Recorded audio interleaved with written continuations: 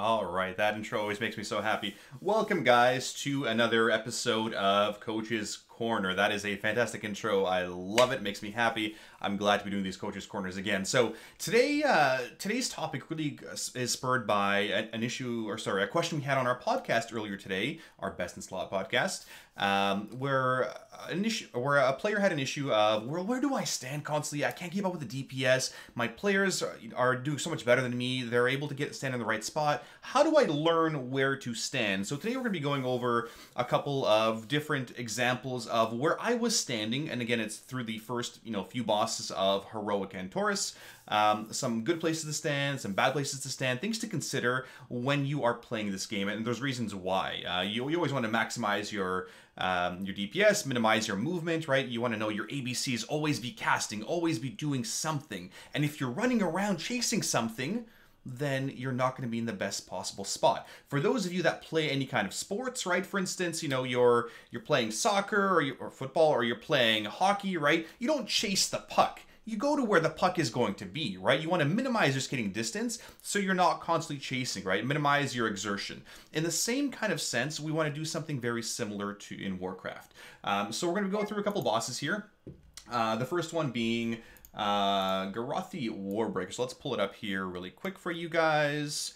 This is arguably our first kill of Garathi Worldbreaker, sorry. So you can sort of see here, as it starts off, we basically have the group in two clumps. And obviously there's reasons for it, right? I'm going to pause this video as we talk about it. So we have a melee clump and a ranged clump, and there's reasons why, right? In this first phase of the boss, he does his little annihilation, which means basically people are going to have to run around and go soak these things, soak these big green explosions, because if we don't, well, that's a failure of mechanics, and the raid's going to wipe because people didn't do it properly. And part of the reason we have people in a ranged clump is because there are some that spawn in the back, and you're going to see this very soon. So the first thing is, obviously, you don't want to be sending the bad stuff, which is those decimations that come down, right? You want to be standing fairly close together. And one of the reasons you want to stay fairly close together is for healing benefits, right? For healing benefits and if people are spread out, it's a lot more difficult to heal them. Your healers love you when you are stacked in nice and tight, right? Super close. You see, everybody here should be inside that blue circle. And all right, so here come the annihilation stacks. Now, the melee, obviously, you're going to run to some of the melee ones. The ranged ones are going to run to some of the ranged ones. If, for instance, everybody was in the melee clump right now, that'll make it super easy to heal. But if those annihilations, those big green circles or the small green circles that spawned all the way in the back, they would make it super, super tough to actually run to, right? Because you would need a speed boost or a leap or something to get to them. So here I actually ran a little bit closer, mostly for the paladin benefit of healing, so I can throw my Light of Dawns on everybody else. Here I'm standing, I'm doing those mechanics because I was fairly close. Alternatively, I could have used my horse to my Divine Steed to get the further green one. Now, it is pretty, this is heroic, right? So we have some assignments, some not. Here's actually a good example. So we have some things assigned, where people are going to running generally. We don't have every single potential spot assigned because it is heroic and it's a 30-person raid. Now, the next part of sort of where to stand is, again, minimizing your movement. On this fight specifically, there are 4 main lanes where the Surging Fell can go, right? Where the big laser can actually kill you. You saw me shift out of that one. If you position yourself efficiently, you want to minimize your movement throughout the entire thing. The other part of movement is something like this, where it's eradication. Yes, you will do more damage. You'll definitely do more damage if you stay on the boss the entire time. I think Zorani actually stays on the boss the entire time because he has cooldowns, his cheat death, and all that other stuff. Me specifically, I can't. So with the eradication, you want to go at least 60 yards out, right? The further you are, the less damage you take. So because you can't really DPS during this phase, you want to run as far possible as you can. That being said, if you're 40 yards away, you're still going to take a decent amount of damage, but you're able to DPS the boss, right? Depending, you can see a couple of them, shooting lightning bolts, but we all move fairly far back in order to minimize damage because dead DPS does no DPS. So at this point, we've killed the Annihilator. Now we have no more little green circles to soak. I'm going to be in melee really to help benefit my healing and get a different perspective for you guys here. Here comes Decimation on me. This is where you want to use your speed boost, your cooldown. I'm going to drop it as far as I can away from other people. Yes, you could overlap them, and you want to try to overlap them. That being said, you may not want to spawn them on top of people, right? If people are too slow to move. But generally speaking, there's enough time for people to run out. So people here are running out. So where do I move these things, right? If I'm dropping off a decimation as melee, do I drop it off all the way in the far back corner because that's really far away from people? Well, you could, but it's also going to take you that much longer to travel all the way back to the melee camp in order for you to DPS, right? Because as a melee, you can't DPS from range. I know it sounds really silly, but you can't do that. So drop it off to the side, minimize your movement. Yes, you see some of the decimations here on the right side. You can see my cursor perfect. These ones, they're fine. Yes, you could drop a decimation right here, but at what point is it too much, right? Yes, it's also like you're getting lazy, you want to min-max DPS, fine, but always play it safe, especially on some of these encounters where you're learning them for the first time. So this is a pretty good overview of where you should be standing for these kinds of abilities.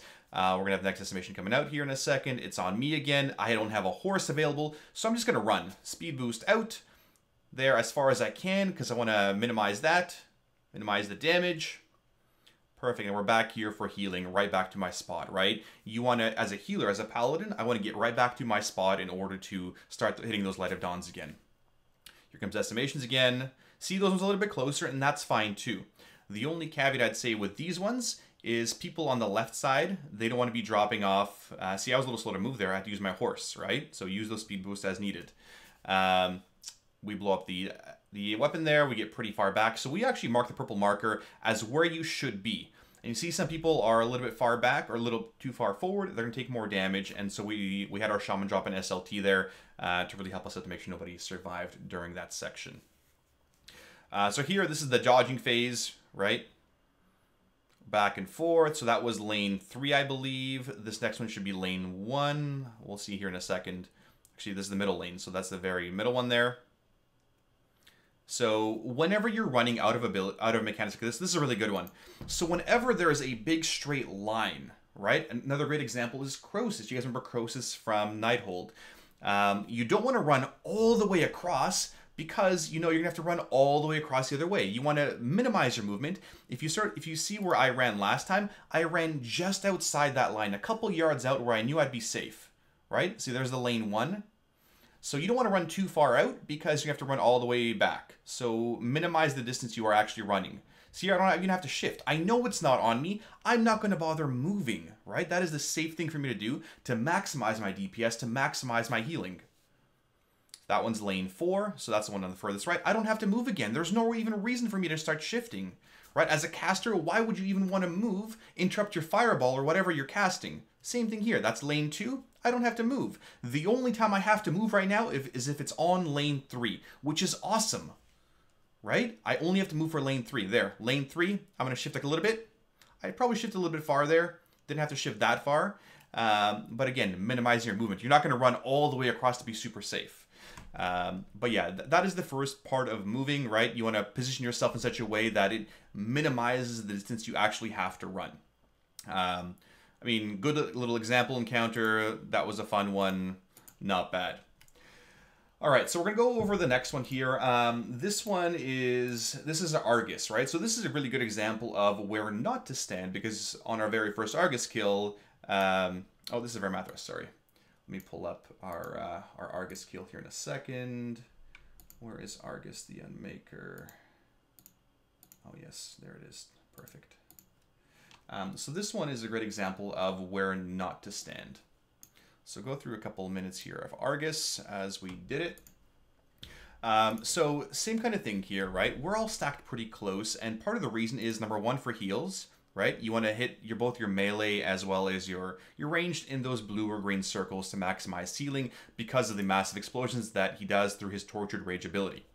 The other thing to know is you should know when Sea and Sky is coming, which is the buff. We did this really poorly the entire time because we didn't drop off the buffs correctly. So yes, tanks are facing away. You never want to be facing in front of the boss, right? Because typically bosses are like dragons and they breathe fire or they cleave. This guy's got a massive scythe. He's going to swing everything in front of him. So here comes Tortured Rage again. We're all nice and close for heals. It makes it super easy, right? Like my heals are Conal Light of Dawn. If you're outside of my cone, you don't get heals. So there, okay, so that's a good example of people moving really, really slowly, including myself. So my assumption here is that people, including myself, guess to move after the cast goes out, not when he's actually casting it. So watch what happens in a second. So his Cone of Death is going to happen in 10 seconds. People are really slow to move. We want to minimize that damage because, again, for every point of damage you take, there's a chance of death. And if you die, you can't do anything. Here comes the Cone of Death. He's going to face us right here.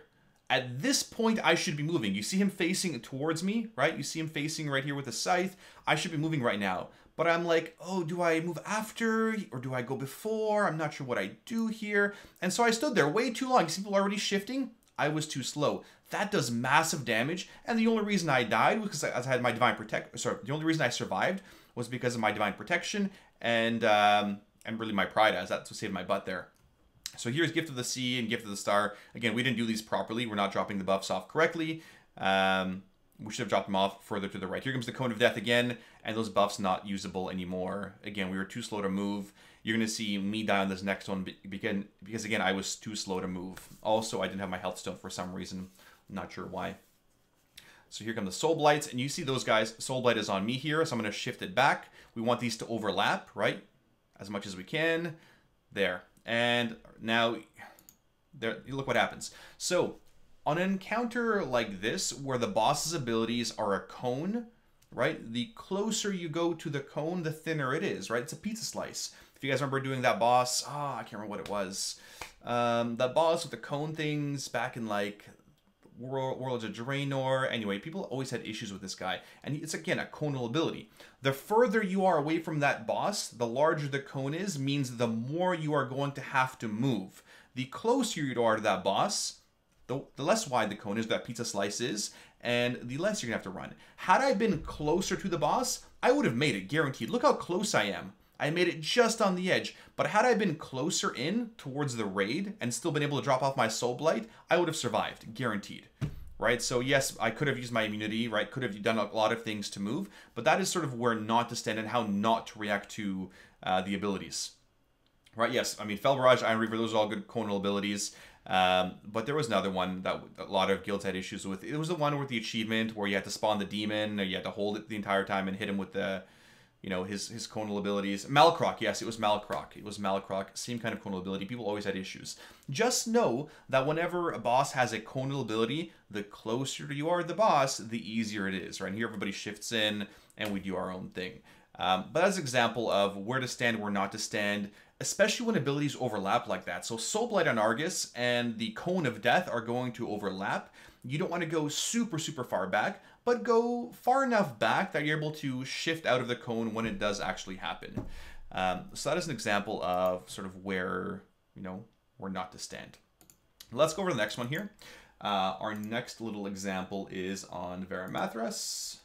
Let's pull this one up. This is actually a really great example of where to stand and how to stand and what a stacking position is and the reasons for it. So this is our first Varamathras kill, where we actually had, I think it's our first one, a heroic one, yeah. So this isn't the best positioning by the raid for a number of different reasons. You could realistically have the raid stacked in super tight, which is great for heals, great for, you know, your AoE healers, that kind of stuff. We're really far back here, partly because of how we wanted to delineate the melee and the ranged. But everyone should be super stacked up. So on a fight like this, it is imperative that you stack super, super, super, super, super tight. If you can see your character, you are not stacked enough. That's the rule of thumb that I tell players. If you're stacked, you know, but you can see your character, you're too far out here. So you can sort of see these guys we're stacked really well there as a ranged clump. And the reason for that is you can bait those abilities to be guaranteed to be spawned at a certain spot. So you can see here, they sort of overlap a little bit. That's not the tightest stack. You can see how the little orbs shifted. So one person that the Fissure was on was slightly to the left. The issue is, and you can see here, I think it's Chi Kick slightly to the right here of the group. You can see here, you can see Chi Kick to the right, and I think that's another like giant panda, or I don't know what that is, a monk of some sort. They're a little bit too far to the right. And the reason the reason why it's bad is because when those dark fissures spawn on you, they're going to shift slightly to the right of the group, which means everyone is going to take damage. But if they're all stacked super tight on top of each other, the raid will take much less damage, right? The other thing we're going to do in future iterations of the boss is really move the raid a lot closer so everyone can benefit from those heals. You can see here the person running out, that's prime time. He should have been stacked in. He died because, you know, he did the mechanic poorly there.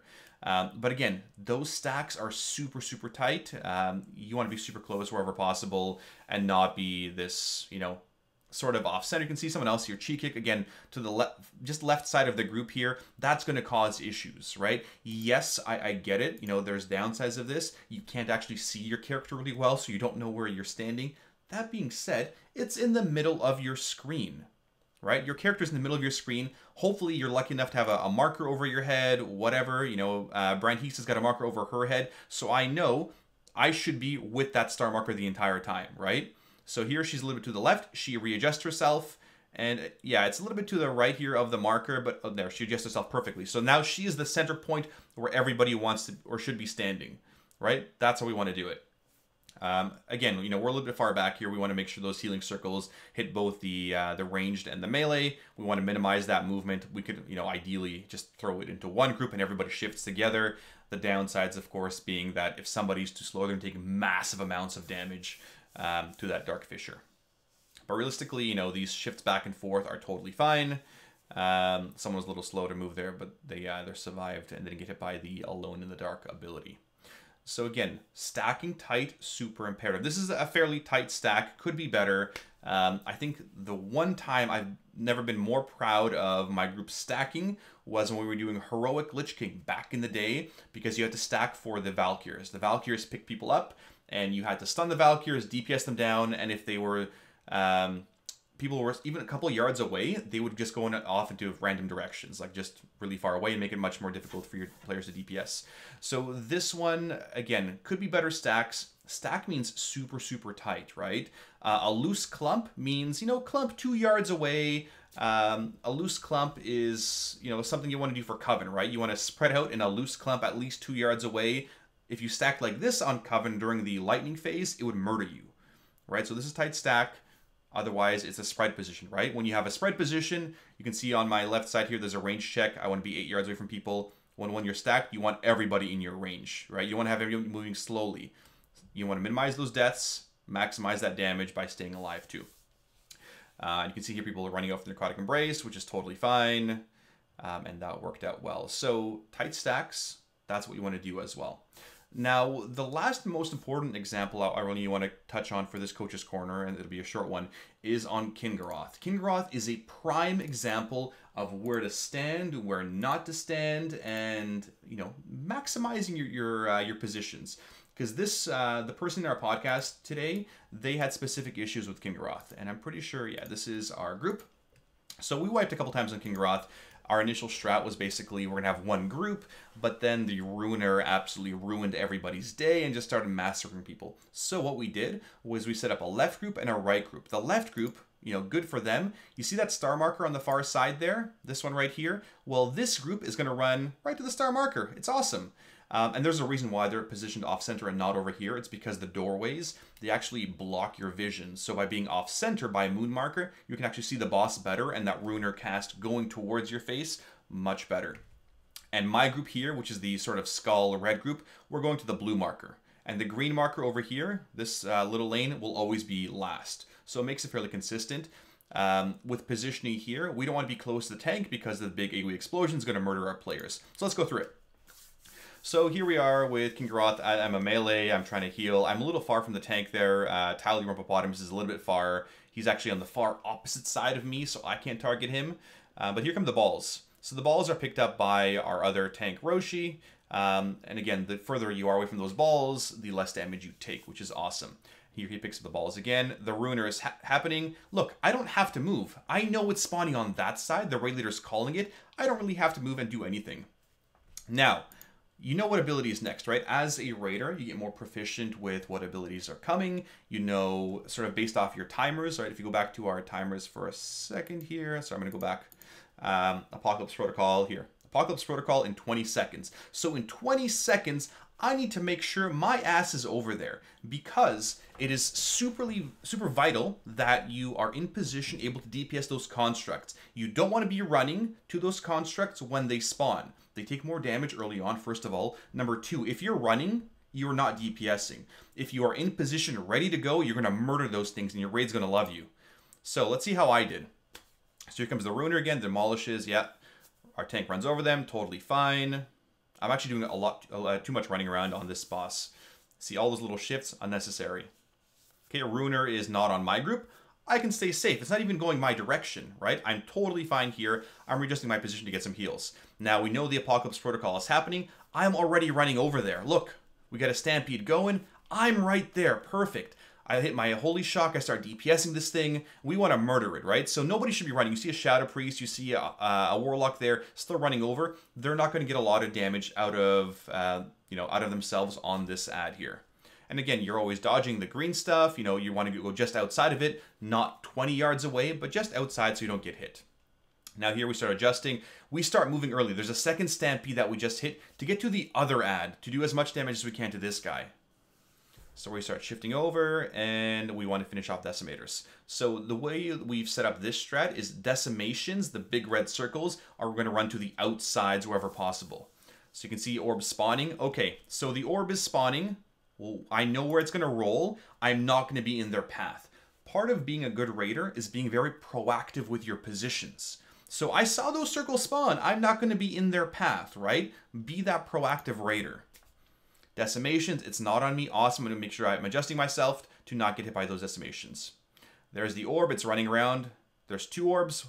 Tanks, he missed one. He's going to hit the second one. We're just going to make sure I'm not in that lane, right? It's going to go all the way around, doing its own thing. Totally fine. Look, they spawn. I'm not going to be in their path, right? Rather than reacting to them coming at you, well, be proactive. I'm just not going to be in their path at all. I won't even have to worry about them. And then the tank gets them on the opposite side.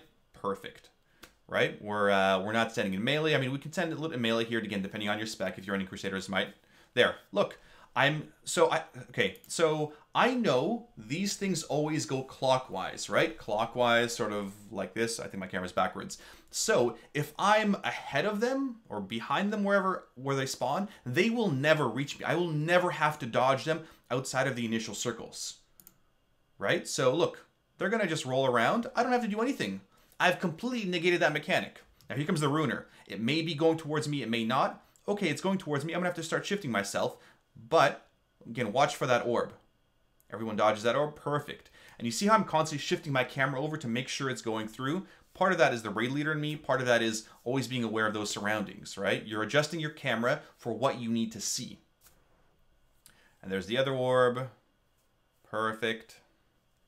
Okay, and look, we're already in position. Look, everybody's in position. We've got heroism running. We're going to blow up this Annihilator. It's going to get killed so quickly. Then we're going to run over to the other Annihilator for this one, for round number 2. So again, proactive positioning, being in position in time, and not catching up. This is, again, like chasing that puck, that analogy that I mentioned earlier. You want to chase the puck. You want to be where the puck is going to be.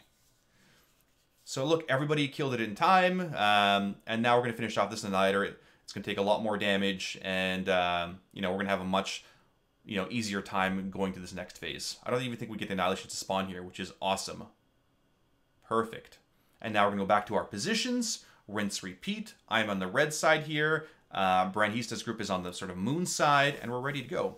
Here's the Ruiner. Hey, it's not on me again. Fantastic. Look, those guys shifted away from it, right? You can see on the map, there's actually very few people running. There's one Paladin running over here, but everyone else shifted to the opposite side of the Ruiner, and they didn't have to move, right? The Ruiner was not chasing them. They were able to anticipate which way it was going to go. They shifted over, and they could continue DPSing. Because again, if that Ruiner is chasing you around in a circle like this, you're not DPSing, right? You're getting a couple instants out, totally fine. Or totally not great, rather. Here's the Ruiner again.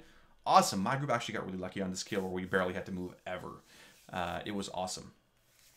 Again, being proactive with those positioning, proactive with those bombs. Hey, bombs are happening, right? Okay, I'm not in melee. Tank's getting the other ones. Perfect. And you can sort of see here, right? These guys are having to react, right? They're having to react by going over to those spots.